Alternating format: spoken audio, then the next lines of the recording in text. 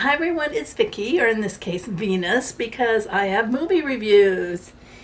And I have little Bella, because Bella is a little scared of the thunder and lightning that's going on right now. Poor baby, yeah.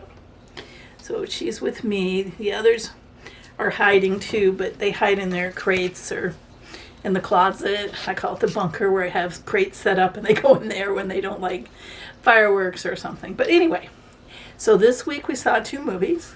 We saw About My Father, and we saw You Hurt My Feelings. I saw About My Father with Mr. Mars, and You Hurt My Feelings with a female friend, because Mr. Mars, there's no way he's going to watch that movie. You went down on the ground, baby. I can't really get too close to her face. She doesn't like that. So I'm going to put her down. I'm not sure what she wants. She just wants it not to thunder. That's what she wants. Okay. So I'm going to start with the first one that I saw with Mr. Mars, which was About My Father. And that is a movie. It stars a really hot comedian right now. I guess he's very popular. His first name's Sebastian. I don't remember his last name. I wasn't really that familiar with him, but then I learned about him after the movie came out or when it was being advertised. And he's in it. So is Robert Di Niro. And so is Kim Cattrall from, Mannequin, Sex and the City, that sort of thing. But anyway, and it's about, his dad, Sebastian's dad, is Robert Di Niro, and he is a Sebastian's a first generation American. His dad was an immigrant. And so that plays a lot into the stories. In fact, I think there's a lot of stereotypes in the movie because Sebastian's dad's an immigrant. He's a first generation. But I notice a lot of stand-up comics talk about that, because a lot of stand-up comics seem to have that in their routine. And, it's something they experience. So I don't find that stereotype necessarily offensive, like some people do. And I've read some comments about it, because that is the life they have and they're explaining. But anyway, enough of that. And Sebastian, wants to become engaged to a girl, and her parents are very wealthy, and they invite them to, there's a little more to it, but they invite them to their summer home, which is at a country club thing. And yeah, they own a hotel chain, so they're pretty wealthy. And anyway, so, comedy ensues. There were a lot of sweet moments, family moments and stuff. And I occasionally laughed, and Jerry, Mr. Mars laughed too. I think he might have laughed a little more than me, but yeah. And some of the comedy was silly, but, overall it's a nice, pretty much clean movie too. You wouldn't be embarrassed taking your mom to it. I think the favorite character and the best actor by far in the movie was Di Niro. Yeah. And I think the main character, Sebastian, I think he did a good job. He was just so, frantic and manic all the time, But, in the end, in the movie, all the people were good people in the end. And so, yeah, it was pleasant. And they were definitely, both the wealthy family and De Niro were both, very loving parents. Yeah, I thought it was, and it is a comedy, by the way. And yeah, I thought it was enjoyable. I mean, I'll give it a thumbs up, and so did Mr. Mars. It's definitely not something that you have to run see in the theater. You can watch it in a month when it's, more widely available, and if you want. It doesn't have to be on a big screen. Yeah, so it was pleasant. Yeah, that's about all I can say. It wasn't outstanding, but it was good. It was okay. Yeah.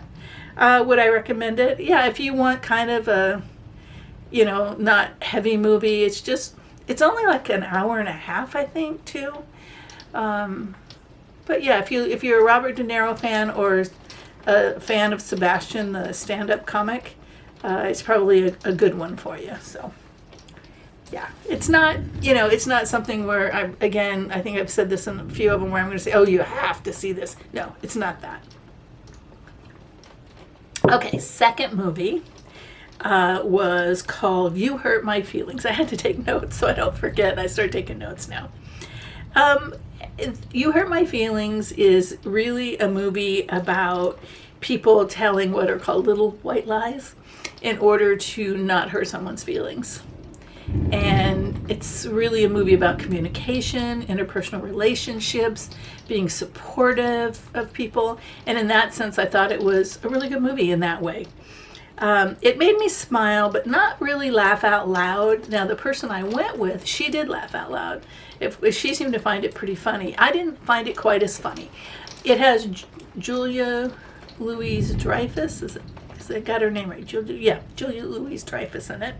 And I hate to say this because it's not just because she's in it, but I'm making a comparison to the TV show Seinfeld. Remember, they would say it's a show about nothing, or just nothing. This was kind of that way. It doesn't really have a plot per se. There's not a goal they're achieving and then coming down off of and all of that. It isn't really that kind of movie. It's just about ordinary daily life, kind of. So yeah, I can see where some people might have lost some people in that respect. It was really good at getting a New York City vibe or feel to me, a neighborhood, within a big city like New York. I thought it did a good job of that. I thought it was really, really well acted. I thought everybody in it did a really good job of acting. And there was no character that I certainly there's no character I didn't like. I wasn't as fond of one character, but everybody else, even one of the main character's clients, I was invested with them. It was just the brother-in-law was, maybe a little whiny. But yeah, it was interesting to watch the support and the level of communication between these couples and family, because it's really about her, Julia Louis-Dreyfus, her husband, her sister, and her sister's husband, and then Julia and her husband's son. And it's really kind of about they're the main characters in it.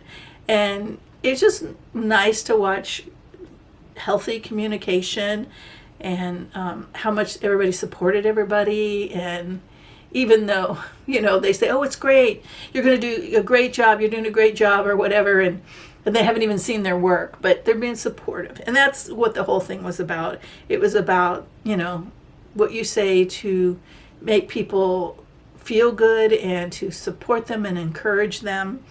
So in that way, I thought it was a good movie. It kind of ended abruptly to me, but again, it's another hour-and-a-half movie, so maybe it just seemed that way.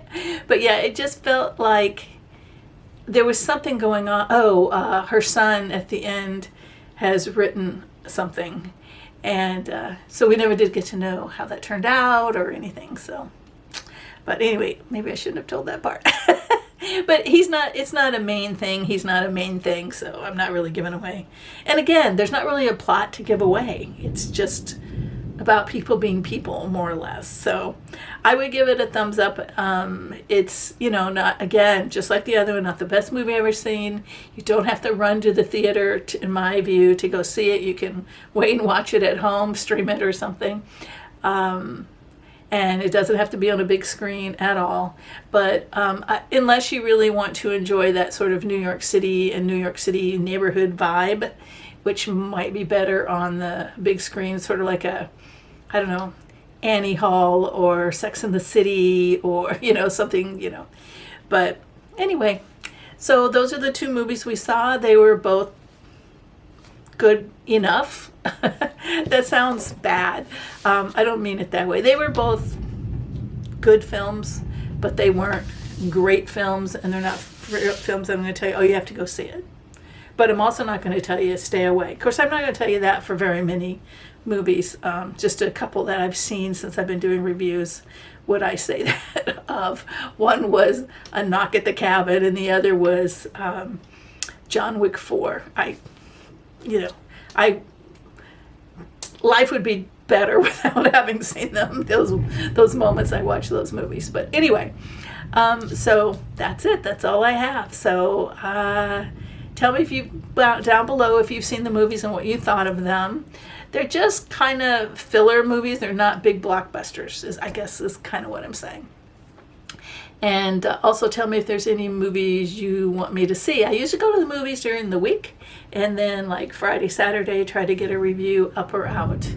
So yeah, but we kind of went earlier this time.